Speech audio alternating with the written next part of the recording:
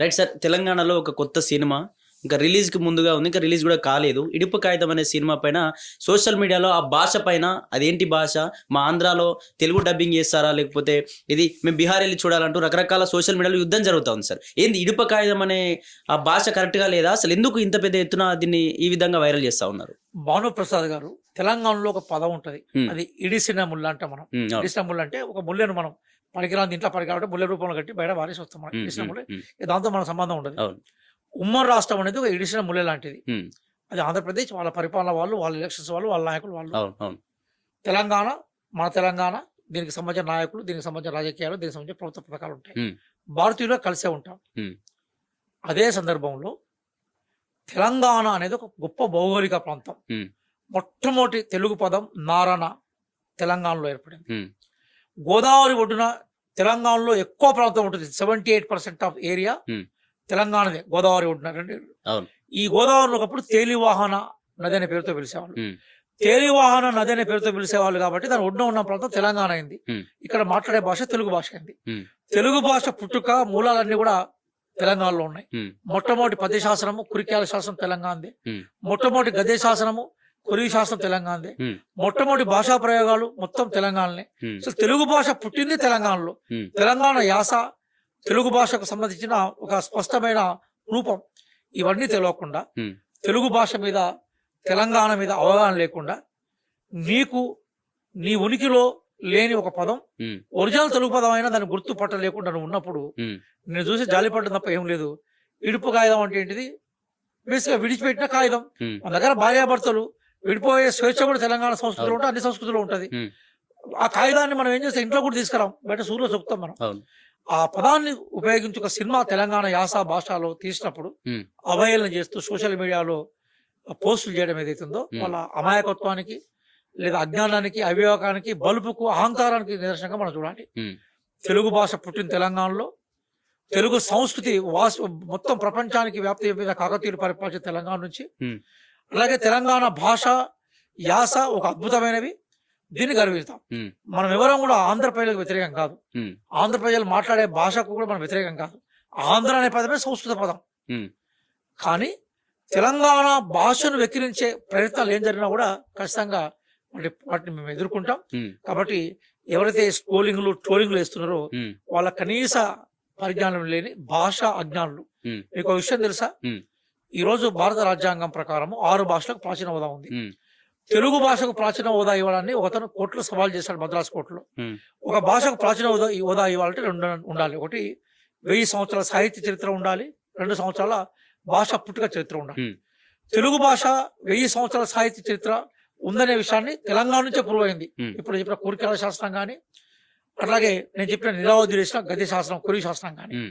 అలాగే తెలంగాణ భాషలో తొలి పదం నారణ, కోట్లింగాల నుంచి బయటకు వచ్చిన పదం హ్మ్. పెద్దవాగు గోదావరిలో కలిసిట. అవును. వీటిని మనం సాక్ష్యాలుగా చూపెట్టే హ్మ్. తెలంగాణకు మనం ప్రాచీన భాష హోదాను తీసుకొచ్చాం. హ్మ్. ప్రాచీన భాష హోదా అనేది తెలంగాణ నుంచి ఇచ్చిన సమాచారం ఆధారంగా నిర్ణయించబడింది. హ్మ్.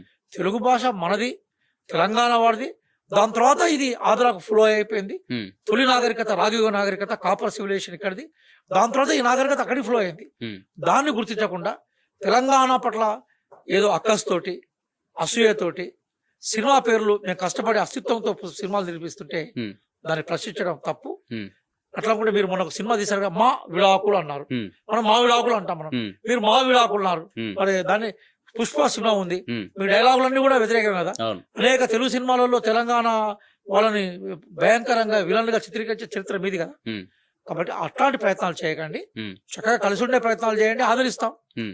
కానీ భాష మీద మీరు అటాక్ చేసి తెలంగాణ అవమానపరుస్తాం మాత్రం సహించేది లేదు. అక్కడ ఎందుకు సార్ ప్రతిసారి తెలంగాణ టార్గెట్, తెలంగాణ యాస పైన, భాష పైన, ఉద్యమం పైన, ఉద్యమకారుల పైన రకరకాల మాటలు మాట్లాడుతూ ఉన్నారు సోషల్ మీడియాలో.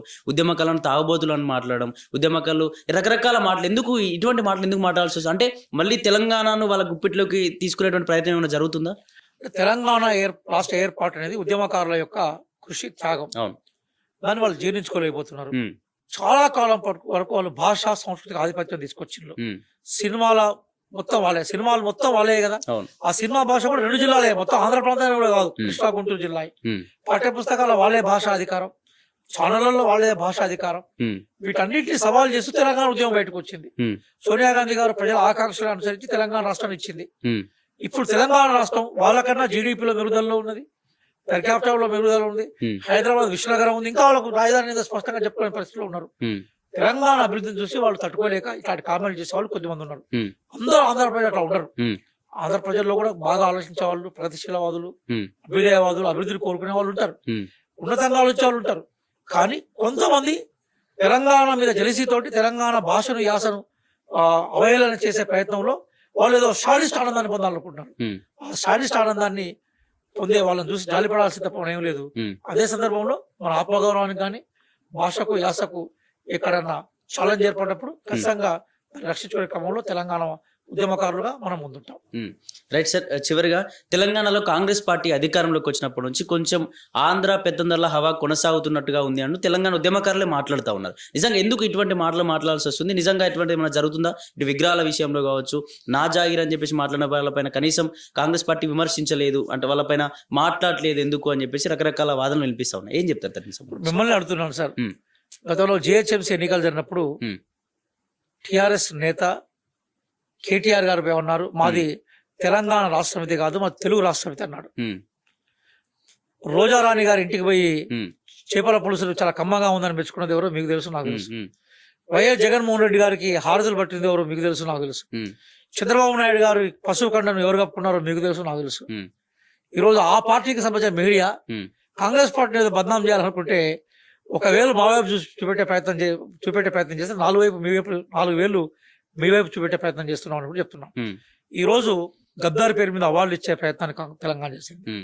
తెలంగాణ ప్రజల ఆత్మాభిమాన చిరంగా తెలంగాణ తల్లి రూపురేఖలను మేము తీసుకున్నాం. తెలంగాణ కవులకు, కళాకారులకు మేము ₹1 నగదు ఇచ్చాం. తెలంగాణ వాళ్ళనే వివిధ హోదాలో నియమించే ప్రయత్నం చేశాం. మీరు ఆంధ్ర కాంట్రాక్టులను మీరు డెవలప్ చేసే ప్రయత్నం చేశారు. మేము తెలంగాణలో ప్రాతినిధ్యం ఇచ్చాం. కాబట్టి తెలంగాణ రాష్ట్రాన్ని ఇచ్చిందే కాంగ్రెస్ పార్టీ. ఆ రోజు బూర్గుల రామకృష్ణరావు నేతృత్వంలో తెలంగాణ అభివృద్ధి కృషి చేసింది కాంగ్రెస్ పార్టీ. ఈరోజు రేవంత్ రెడ్డి గారి నేతృత్వంలో తెలంగాణ అభివృద్ధి కోసం కృషి చేస్తున్నది కాంగ్రెస్ పార్టీనే. కాబట్టి ఇప్పుడు మీరు చెప్తున్నాయని కూడా బీఆర్ఎస్ జీర్ణించుకోలేక, తట్టుకోలేక, అధికారానికి దూరం అయితే ఉండలేక చేస్తున్న ఆరోపణలు తప్ప అలా ఏమీ లేదు. తెలంగాణ రాష్ట్రాన్ని ఇచ్చిన చైతన్యంతో తెలంగాణ అభివృద్ధి కూడా కాంగ్రెస్ పార్టీ కట్టుబడి ఉంటుంది. రేవంత్ రెడ్డి గారి నాయకత్వంలో ఇక్కడ సోనియా గాంధీ గారి దీవెనలతోటి తప్పనిసరిగా మేము తెలంగాణ రాష్ట్ర అభివృద్ధి కోసం కంకణబద్ధులు ఉన్నాం.